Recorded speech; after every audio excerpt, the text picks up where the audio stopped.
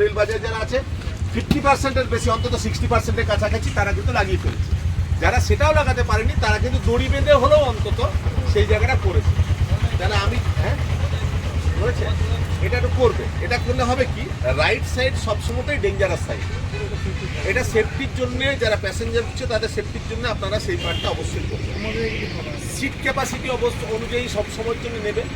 সামনের সিট কখনো ডান না টোটো নাও রাইট সাইড, ড্রাইভার রাইট সাইডে কোনো পরিস্থিতি যেমনই সিচুয়েশন তারা আমি তো তাও বলতে পারি দরকার হলে সিটে বসে তুমি এখানে right side, right side is too much risky. কারণ একটা গাড়ির সঙ্গে যখন বাস হচ্ছে কাটাটা আছে সেইখানটায়, সেই জায়গাতে দুটো মোটর সাইকেলের মুখোমুখিতে 3 জনের প্রাণ গেছিল।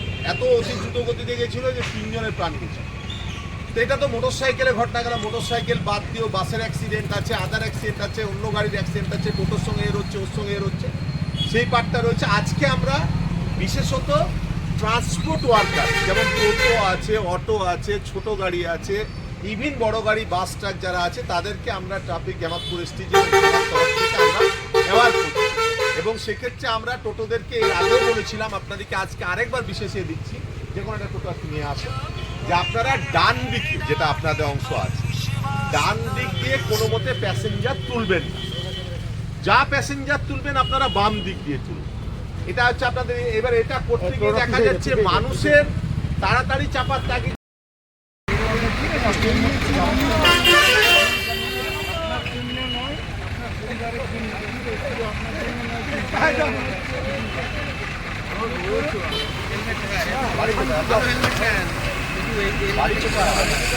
ভালো একদম এরকম হেলমেট হবে না, এটা পুরোটাই রেখেছে এই হেলমেট, ভালো হেলমেটটা। আরে ভাই আশেপাশে আসলে আপনারা তো আপনার একটা কোনো বিপদ আপদ হতে পারে না বাবা। আশেপাশে আসতে সবাই ভালো ভালো থাকলে বাড়ির সকলের বিপদে পশ্চিমবঙ্গ রাজ্য সরকারের যে পথ নিরাপত্তা সপ্তাহ পরিবহন দপ্তর ও পুলিশ দপ্তরের যৌথ উদ্যোগে পালিত হচ্ছে, তার আগামীকাল হচ্ছে শেষ দিন, 9 তারিখ।